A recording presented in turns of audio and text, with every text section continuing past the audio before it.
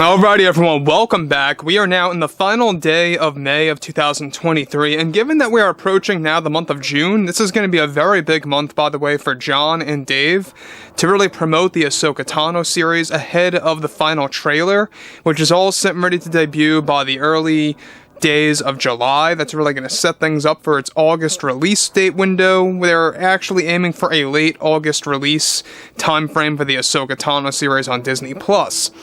This is Mike Zero. Subscribe if you're new and like this video to see future Star Wars updates. I'm also on Twitter at Mike01. I thank you also very much for the great and kind support, and let's get right into exactly what's going on here involving Daisy Ridley and the character of Rey / the new Jedi Order movie. Now, we know that there's a lot of things going on with the current slate of Star Wars films. I know a lot of people are getting very confused about this. A lot of people out here think there's 3 Rey movies coming out. No, there's 3 different Star Wars movies releasing, one of which is centered on Rey. The other of which is based on The First Jedi, and the other of which is the Dave Filoni film that's going to be a Mandoverse-era movie that's going to eventually blossom into a trilogy. So, the Rey-centered film. There's been a lot of drama happening behind closed doors lately between Daisy Ridley, Stephen Knight, the Disney executives, and yes, even Bob Iger himself, so let's dive right into all of this. Now, we know that Daisy has been going through a rough patch right now with the new Jedi Order film, ranging from responding to the fan backlash over the return of Rey as a character, all the way to, of course, how that's going to be handled. However, on top of this, right now Disney is dedicated to a specific amount of Star Wars projects, be it movies or TV shows. However, actress Daisy Ridley recently ran into more trouble related to the Rey movie, or also referred to as the new Jedi Order film by fans.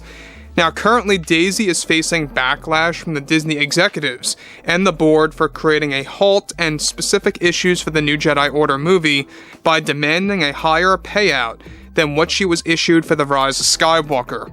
This is due in part to the fact that Rey has just as much screen time as she did in Episode 9, and is reportedly getting paid half, just because she is labeled as a supporting character / actor. Now, in response to this, Disney is deciding to have Stephen Knight, the writer, cut back on some scenes, some drastic scenes, to justify their amount that they are paying Ridley for this movie.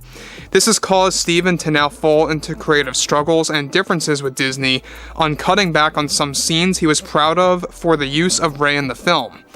Now, let me just stop here quick before I get to the next big piece of, details about this, is that the Disney executives, they're really going in on all of this by cutting back on Rey's scenes to make sure that they have a way to justify their reasoning of paying Daisy Ridley half of what they did in Episode 9. So I don't know if you guys really knew this, but it isn't necessarily a Rey movie in the literal sense. She's going to be in it, she's going to be a big figure in the movie, yes, but she's not going to be the overall driven plot for the movie, right? She's not going to be like the center of the story in the way that you would think she is. She's going to be more around the lines of how Luke was in The Last Jedi, or how Obi-Wan Kenobi was in A New Hope, for example. A supporting character, essentially. But what's interesting about this is that Disney is now dialing back on how much they want to pay Daisy Ridley, or should I say dialing back on the number of scenes they want to give Daisy to justify the amount that they are paying her. It really comes across as a big surprise that they are paying her half compared to what she was paid in Episode 9, yet she has the same amount of scenes or the same amount of screen time as she did, apparently, in the scripts of Episode 9 compared to this new Jedi Order film.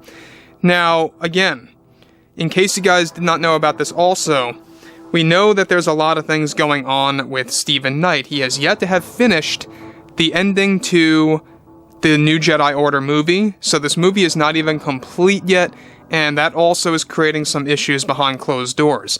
Now, on to the next thing here, is that with Rey's screen time now dialing back due to Daisy raising her demands of a higher payout, this film is now going into a state of limbo mode, where Steven has to decide to cut back on scenes involving Rey that he is not comfortable with or backing out of this project altogether, similar to what happened with David Lindelof. The Disney executives are even going as far to suggest the complete removal of Rey after realizing that there is a large backlash from fans who heavily dislike the character after how she was used in the sequel movies. Daisy is fully aware about her potential removal and cutting back of scenes from this film, and how if this happens, the entire film would need to be rewritten or cancelled altogether. Now again, the thing about this that I think a lot of fans are going to have issues with is that this could go two ways. If this movie really does go upside down and causes a lot of trouble, it could very well stay in its place where it's going to be still considered the first film to be released. That's going to create a domino effect and delays on other movies, or Disney could very well flip things, and they have suggested this before, by having Dave Filoni's movie coming out first while they figure out what in the world to do with this Rey-centered film. Now, I would suggest the latter. You have to do that. I feel like Dave Filoni's movie has to come out first, and you could figure out what in the world you want to do with this new Jedi Order film. If you guys want my true 2 cents here, cancel the Rey movie altogether, rework it, label it as just strictly a new Jedi Order film many, many years after the events of Episode 9, where maybe Rey is not even alive anymore, and just focus on where the new Jedi Order is fully established and has been for multiple decades. That, I think, is the best way to go about doing this, so this way you don't have to cater to sequel trilogy lore or anything that may very well be controversial to a large group of fans. I think that's a safer route to go. That's just my opinion, though.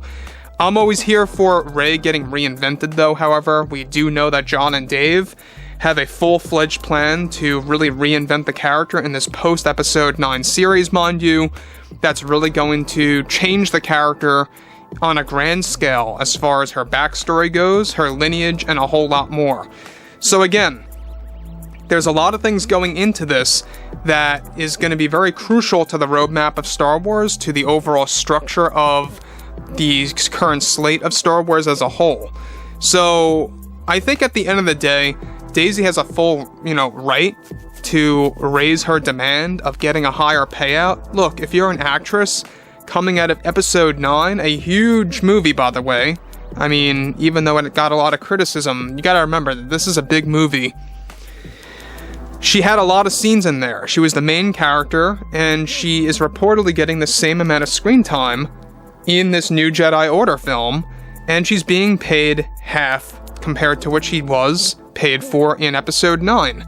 So she has a full reasoning behind her demands, and I feel like Disney responded in the worst way possible by saying to Stephen Knight, let's cut back on her scenes to justify our reasoning as to why we're paying her half. So it seems like it was a big mishap on their end. They gave her this supporting role, but they also gave her the same amount of screen time as they did in Episode 9. So that kind of basically makes her a main character at the same exact time too. So anyways, guys, this is very interesting. I would love to hear what you guys have to say about all of this below in the comments. And if you guys did enjoy the content for today, make sure to drop a thumbs up on this video to support the channel, and I will catch you guys next time.